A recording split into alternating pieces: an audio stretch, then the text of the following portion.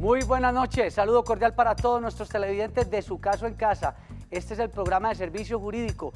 No le pregunte al vecino, no le pregunte a los amigos sobre los temas jurídicos. Invítelos para que juntos resolvamos todos los problemas, las situaciones jurídicas, las consultas con expertos en las distintas áreas del derecho. Soy Juan Carlos Hurtado Ochoa, director y presentador de este espacio de servicio y de información. Y ya saben, nuestras redes sociales, canal de YouTube, Teleantioquia, Su Caso en Casa, para que vean los programas que hemos emitido en estos 2 años, poco más de 2 años. También para que nos escriban al correo electrónico que aparece en pantalla y se comuniquen con nosotros en las líneas telefónicas que estamos también mostrando durante el programa. Estamos muy contentos porque con el doctor Orlando Hidalgo, con quien hablamos de derecho laboral y pensiones los días martes, pues logramos un objetivo muy importante en la ciudad de Bucaramanga, donde tenemos oficina, y es que la señora Omaira Rueda, quien hace mucho tiempo estaba buscando lograr su pensión de vejez, la logró gracias a la gestión jurídica que se hizo en la ciudad de Bucaramanga con el doctor Orlando Hidalgo Ocampo. Son hechos objetivos, hechos reales que nos satisfacen y que nos ayudan también con ustedes a crecer en este tema de la orientación jurídica. Ustedes se han preguntado cuando se ocurren ciertas situaciones donde los ciudadanos queremos tomar la justicia por nuestra propia mano y en algunas ocasiones pasamos de víctima a victimarios, la legítima defensa. Se habla de una legítima defensa que es objetiva, subjetiva y putativa. Pero dejemos que el doctor Hernando Elí Grisales, abogado penalista, experto en derecho penal y quien también además tiene maestría en la teoría del delito, nos cuente sobre esa pregunta que nos hacemos en Colombia: ¿en qué casos podemos tomar la justicia por nuestras propias manos? Doctor Hernando Elí, buenas noches y que comencemos a hablar de este tema. Gracias por la invitación, Juan Carlos. Es un hecho de actualidad la justicia por propia mano de los ciudadanos cuando presencian una agresión de una persona contra otra. Es el denominado fleteo. La pregunta ¿es válida esa intervención de terceros para defender a otra persona que es víctima? Y no es tan válida dependiendo de esa reacción defensiva. Tenemos que empezar por definir qué es la legítima defensa. Y la legítima defensa no es otra cosa que la reacción de una persona frente a la actuación de otra que de manera consciente nos hace daño o nos pretende hacer daño frente a un bien jurídico, valga decir la vida, la integración corporal, un bien patrimonial. Y lo hace con un instrumento con capacidad de producir un daño efectivo con un propósito mezquino, un propósito de lucro. En el caso del fleteo, esta persona y del delincuente o el presunto delincuente pretende apoderarse de un bien de esa persona que la hace víctima de esa actuación. Entonces, la reacción de esta persona que en principio es víctima es una legítima defensa. Doctor Hernando Elí Grisales, nosotros fuimos a las calles de la ciudad de Medellín, donde originamos este programa para Colombia y el resto del mundo, y les preguntamos a los ciudadanos: ¿confían ustedes en la justicia? ¿Creen en la justicia colombiana? A propósito de la justicia por propia mano, y esto fue lo que nos dijeron las personas entrevistadas sobre este tema. La justicia en Colombia debe tener mayor independencia, mayor autonomía para poder superar el ahogo y la crisis en la que se encuentra. Pues yo digo que sí, porque hay muchos casos que no los están cumpliendo. Para mí hay justicia para unos y justicia para otros, casi que nada para ninguno. Yo sí considero y creo en la justicia colombiana, pero aquí el problema es del Estado. Cuando la gente no conoce cómo proceden las situaciones, entonces lo hacen en forma equivocada, buscan las personas equivocadas y no llegan a solucionar sus conflictos. Eso que decía el último televidente, no busquen, es que el vecino me dijo, es que mi amigo le pasó y me dijo. Busque el experto en la materia, véase Su Caso en Casa, que aquí resolvemos esos temas.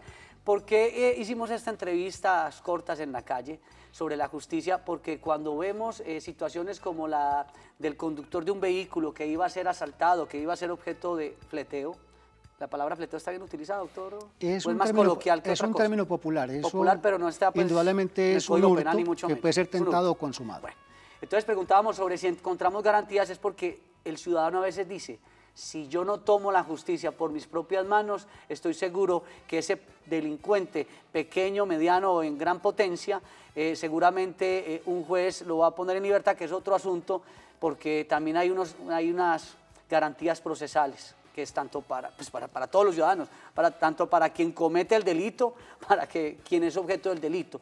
Pero entonces usted nos hablaba sobre la situación, entonces uno cómo medir la legítima defensa sin terminar yo como victimario.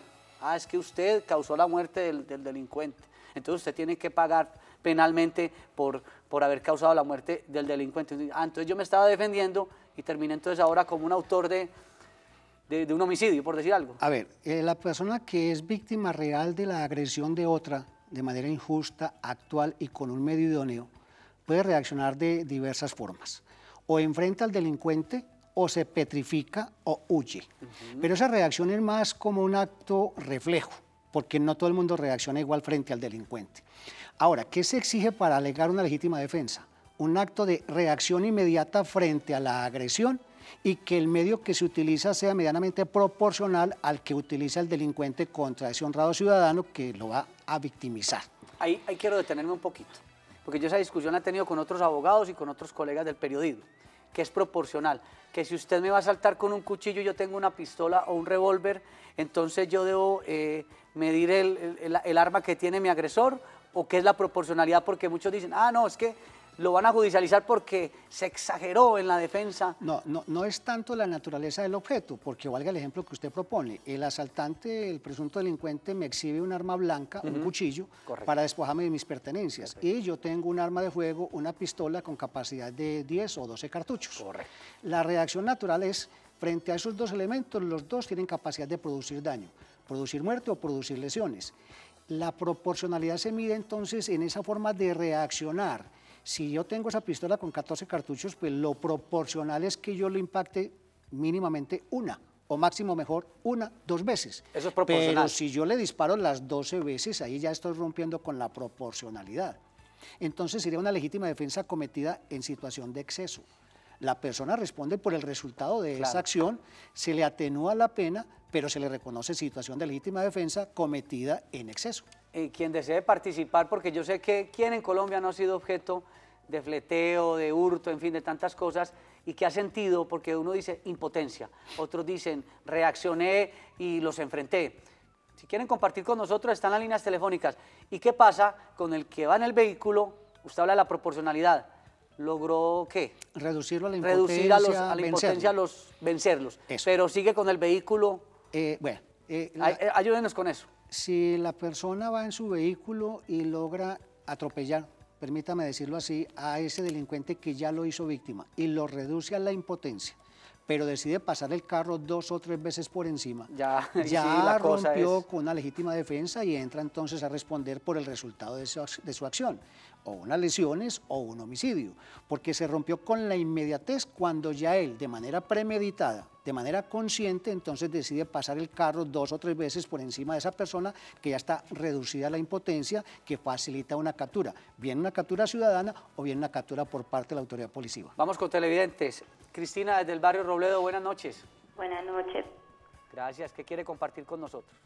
Bueno, pues no sé si de pronto entendí muy bien el tema, pero tengo una inquietud y quiero que el abogado pues me lo aclare. Lo que pasa es que nosotros vivimos un caso hace 11 años. Un hermano mío fue condenado a 25 años por una tentativa que él no cometió. Y lastimosamente pues están todas las pruebas que apuntan a favor y no a favor de mi hermano. Él cumplió los 18 años, inmediatamente con una orden de captura llegaron por él. Y hay muchos testigos y hubieron muchos testigos a favor de mi hermano. Entonces, yo no entiendo y no comprendo por qué a mi hermano le dio una condena de 25 años y el menor, era un menor de 13 años, no murió. En donde había varios testigos que decían que él no había sido él, sino otra persona. En este caso, ¿qué se puede hacer? Él está con la ordinaria. En este caso, ¿qué se podría hacer o qué no se podría hacer? Entonces, mi pregunta es, claro, o sea, realmente, ¿en dónde está la justicia? El equilibrio. en dónde está realmente o en dónde están cumpliendo con un derecho, porque a él le vulneraron todos sus derechos. Bueno, Cristina, muchas gracias. Aquí hay un tema que es el debido proceso, artículo 29, que está en la Constitución, está en la Carta Política, y esa es una de las grandes discusiones, el tema probatorio, y la labor de los jueces, la labor de los abogados, el tema de las garantías. En el caso de lo que, pues obviamente habría que analizar el caso con mucho, sí. Obviamente en un programa de esto no se puede, pero... Es muy difícil entrar a opinar o cuestionar una decisión de hace 20 años. Claro. Lo que sí hay que reconocer es que nuestros fiscales y jueces, así muchos no compartan mi postura, tienen la suficiente idoneidad, formación, idoneidad, honradez para tomar sus decisiones. Sumado a ello, pues su hermano debió contar con un abogado con la suficiente capacidad, con la suficiente formación. Ya sería un asunto de pruebas. Le podría recomendar en este momento que consiga copia del proceso, busque un abogado idóneo que maneje el derecho penal, el derecho probatorio y mire a ver si es posible por lo menos promover una acción de revisión que sería la única que tendría cabida en este momento. Porque ya no podríamos hablar de unos recursos como la apelación o el recurso de casación porque ya hay un vencimiento de términos. Solo una acción de revisión si se conociera una prueba nueva sobre un hecho que no fue ventilado dentro de ese proceso que se hizo hace 20 años. ¿Así haya cosa juzgada? Así haya cosa juzgada.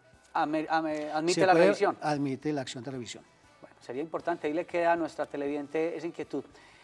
Estamos hablando de en qué casos nosotros los ciudadanos podemos tomar por nuestras propias manos la justicia, cuando nos defendemos, legítima defensa de quien nos quiere asaltar, hurtar, en fin. Usted hablaba, ¿la objetiva cuál es? ¿Cuál es la legítima defensa objetiva? Es cuando frente a un hecho material la víctima reacciona también de manera material. Tengamos como ejemplo el caso reciente sucedió en la frontera, donde un ciudadano que iba en su vehículo atropelló a las dos personas que ya lo habían hecho víctima de un hurto. Esa es una reacción material frente a una agresión material con potencialidad de producir un daño y que ya lo había producido por lo menos momentáneamente. Ahí hay proporcionalidad. Sí. En mi teoría, sano entonces, sentido, salvo mejor concepto, para mí es una legítima defensa objetiva. Ese señor, el cuestionamiento popular es, bueno, ¿y entonces qué le va a pasar a ese ciudadano? Ajá. ¿Por qué lo van a judicializar? Lo que pasa es que en nuestro sistema no podemos administrar justicia a ojo. A dedo. No es que porque el rumor callejero diga y cuestione o concluya que es una legítima defensa, entonces no podemos activar el aparato judicial del Estado. No, se tiene que activar la investigación penal para dentro de la misma reconocer dos extremos, que hubo un victimario y que hubo una víctima, y que esa víctima actuó en derecho ejerciendo la legítima defensa. Listo, vamos con Inés desde el barrio La Milagrosa. Buenas noches.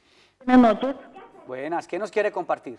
Bueno, sí, yo quisiera de todas maneras consultarle al doctor Hernando a ver qué posibilidades habría de que me asesorara con algo. Tengo una inquietud. Resulta y sucede que yo tengo un terreno por La Milagrosa y resulta y sucede que en el momento yo no lo puedo construir, pero se me metió alguien a construir ahí un galpón. Resulta y sucede que cuando yo fui, porque lo fui a vender, ya estaba construida una parte, un galpón, y yo hablé allá con el señor que estaba en el momento y lo único que hizo fue amenazarme. El señor me amenazó y me dijo que no me fuera a tratar a meter allá porque eso era con el duro. Entonces, sencillamente me atemorizó de una manera que yo no sé qué hacer, para dónde coger, a dónde buscar ayuda, no sé qué hacer. Entonces, a ver si de pronto ustedes me pueden hacer el favor de orientarme a ver para dónde cojo, porque no sé qué hacer. Doña Inés, muchas gracias. Yo veo dos escenarios aquí. Uno, que está relacionado con el derecho civil, que les prometemos vamos a traer un abogado experto en derecho civil que nos pregunta mucho sobre el tema de tierras, sobre el tema de ocupación, de posesión de buena fe, en fin. Ahí hay una situación que posesión de buena fe no hubo porque... No. Pero en principio, ¿pero qué podemos hacer? Es que es una situación complicada y ya la amenazaron además. En principio, para que no haga justicia por propia mano, lo ideal es que acuda a la inspección de policía y instaure una querella por perturbación de la posesión. Si esto no le prospera, entonces ya le tocaría buscar un abogado para que promueva un proceso ordinario reivindicatorio para recuperar el uso y goce de ese bien que de manera arbitraria otro le está usurpando o despojando del mismo. Aunque yo no soy civilista, pues con mis conocimientos generales le puedo dar ese consejo. Acuda a la inspección y luego buscar entonces un abogado experto en materia civil para que mediante el proceso consecuente recupere usted el dominio de ese bien. Porque además ahí tampoco yo soy civilista, pero dentro del derecho que es general, el sentido común nos dice que ahí no hay una posición de buena fe. Es que el señor construyó un galpón y ahora dice, no, es que yo de aquí no me voy, sáqueme, en fin, ahí no hubo posición de buena fe, pero hay que revisar el tema en otro escenario. Hablemos ahora entonces de la legítima defensa, ya hablo de la objetiva. de la subjetiva. ¿Qué es la subjetiva? La subjetiva es cuando la persona, de manera equivocada, dentro de un error invencible en el momento, cree que va a ser víctima de la acción de otro que de manera intencional pretende hacerlo sujeto pasivo de un delito, de una agresión. Simple sospecha. Sí, es lo que llamamos popularmente la sospecha. Pero esa sospecha es un error invencible en ese momento. El ejemplo típico es en el sector que se reconoce como peligroso, que los habitantes en su mayoría son, excúseme, no pretendo estigmatizar, son personas al margen de la ley que tienen por actividad atracar, hurtarle al transeúnte, y yo voy a altas horas de la noche y en la esquina encuentro que alguien me hace, excusa nuevamente, visaje, como dicen los los brujitos, y yo asumo que esa persona me va a ser víctima. Y cuando ya lo tengo en una proximidad tal, lo observo que manipula su cintura y creo de manera equivocada que va a sacar un arma para agredirme o para hacerme víctima. Y yo reacciono y disparo el arma que llevo y le produzco la muerte o le produzco una lesión.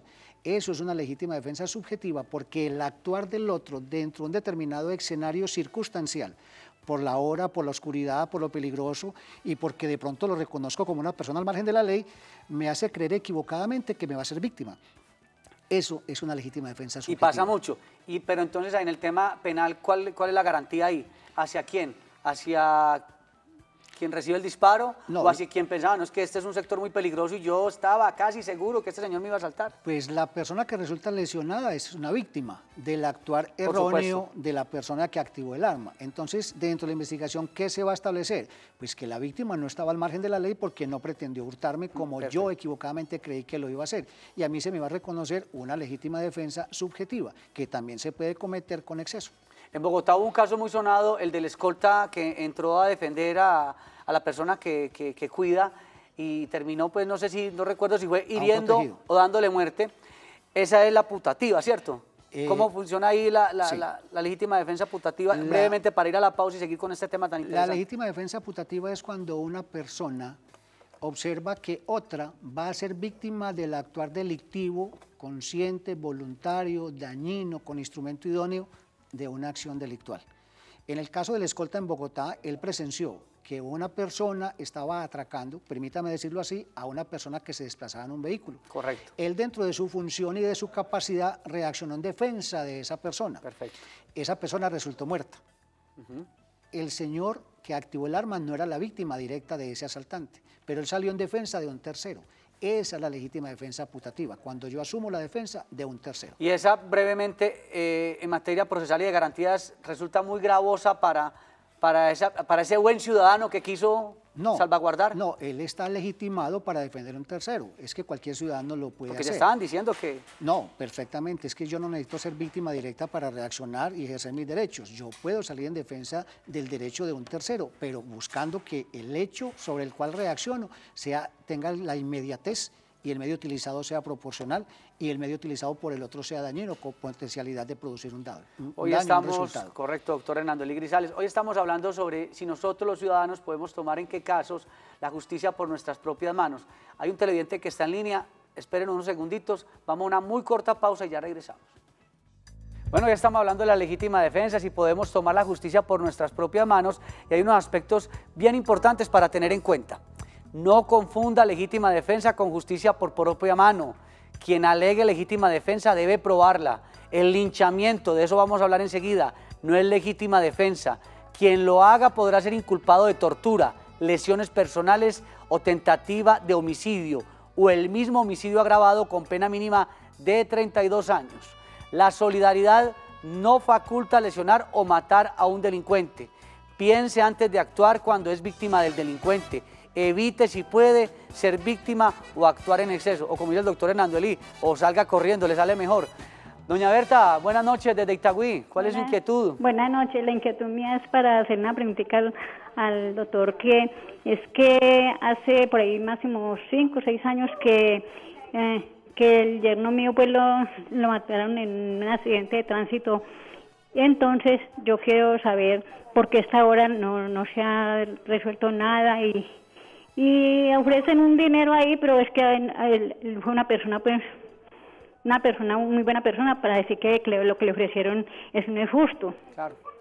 Doña Berta, muchas gracias. Ahí se puede hablar, doctor Hernando Elí, lo que se conoce como el homicidio culposo. El tema de tránsito, generalmente el homicidio culposo, que tiene, digamos, unos beneficios comparados con otras modalidades del delito. Háblenos un poquito sobre lo que nos plantea doña Berta. Generalmente los homicidios en accidente de tránsito se califican como homicidios culposos. Como usted no tiene una información suficiente, lo ideal es que acuda a la fiscalía que está conociendo la investigación. Tienen la obligación a usted como madre de esta persona suministrar la información del estado actual de la investigación. Si allí no le dieron la información, puede acudir perfectamente a la personería o a la Defensoría del Pueblo y en última instancia hasta la Procuraduría misma, porque el funcionario público tiene la obligación de suministrarle esa información. Sí, complicada la situación. Acá en Colombia tenemos un cuento que es cójanlo, cójanlo, cójanlo, y todo el mundo sale con una solidaridad extraña, o extraña no, muy colombiana, de ir a golpear al presunto delincuente sin uno saber si realmente esa persona cometió o no un delito. El linchamiento, ¿eso qué? ¿Cómo funciona? Bueno, el linchamiento es una reacción natural derivada de la solidaridad ciudadana, pero como tal no está legitimada en derecho. El único legitimado para ejercer una legítima defensa es la víctima directa del actuar de esa persona que está actuando de manera consciente contra los derechos de ese ciudadano honrado. Los demás que llegan a dar la golpiza ya están actuando de manera consciente y voluntaria con el ánimo de producir un resultado. Están con el ánimo de producir un castigo y ese castigo en estricto derecho penal constituye de entrada una tortura y puede concursar con un homicidio o con lesiones personales si ese es el resultado final de ese linchamiento. Conclusión, quienes intervienen en la captura de una persona que está al margen de la ley podrán actuar para asegurar la captura, para reducir a esa persona que está al margen de la ley, para facilitar su judicialización. Pero lo que no puede hacer el ciudadano común es entrar a hacer justicia por propia mano, lesionando, castigando y hasta matando a esa persona. Y brevemente para entrar con Jason desde San Antonio de Prado, ¿sí es fácil judicializar perfectamente. ¿Un linchamiento? Sí, perfectamente. ¿Con tantas personas? Con testigos, con sistemas de video. Ah, las cámaras. Sí, con las cámaras. Si logra individualizar e identificar a los que intervienen en un linchamiento, pueden ser judicializados perfectamente. Como ocurre a veces con el tema de las barras bravas y todo eso en el fútbol, que los identifican y tal. Jason, muy buenas noches. Muy buenas noches. Les comento mi situación. Yo soy guardia de seguridad. Y este tema del linchamiento y de la legítima defensa, pues obviamente nos atañe a todo el gremio. Claro. Quisiera consultarle respecto a, desde mi función, ¿cómo se podría manejar entonces una situación en linchamiento? ¿Cómo podríamos intervenir como guardas de seguridad para proteger la integridad del delincuente en ese caso? Ese es un tema complicado porque el guarda de seguridad tiene una esfera de dominio para proteger donde vigila y no puede pasar de allí. Y fuera de eso, en un linchamiento, ¿cómo actúa? Es una situación muy difícil. Pues hay que tener en cuenta que la función que ejerce un guarda de seguridad es de protección. Pero protección no solo a ese ámbito o a ese espacio para el cual fue contratado, valga decir una urbanización, un determinado establecimiento. Esa vigilancia, esa protección la puede extender perfectamente a terceros, así como puede actuar dentro de una legítima defensa putativa frente a una víctima que está siendo víctima, valga la redundancia, de una persona al margen de la ley, perfectamente puede proteger a ese victimario o a esa persona que está actuando al margen de la ley, valga decirlo no despectivamente, a ese delincuente. A usted entonces, si facilita linchamiento, se le podrá judicializar. En mi sano sentir, salvo mejor concepto, se le podría aplicar una omisión de socorro. Que debe ser proporcional también. Claro, no, es que la omisión de socorro se le exige a quien tiene el deber legal de proteger a otro. Si usted tiene por función ser guarda de seguridad, no es solo guarda de seguridad respecto de unos inmuebles, es guarda de seguridad respecto de la vida y integridad física de las personas. Pero si su omisión es inferior al poder que pueda tener pues nadie está obligado a lo imposible. Su intervención tiene que ser de manera que usted tampoco ponga en peligro su propia integridad. Nos quedamos en punta, dentro de la proporcionalidad. Doctor Hernando Elí, para que hablemos más adelante sobre esa esfera de dominio, sobre todo este tema de la inseguridad y cómo actuar. Muchas gracias, doctor Hernando Elí Grisales, muy amable. Es con mucho gusto. Estuvo también con ustedes Juan Carlos Hurtado Ochoa en la dirección y presentación de este espacio informativo. Gracias para quienes nos ven en directo y quienes nos ven en las mañanas a las 5:30 de la mañana.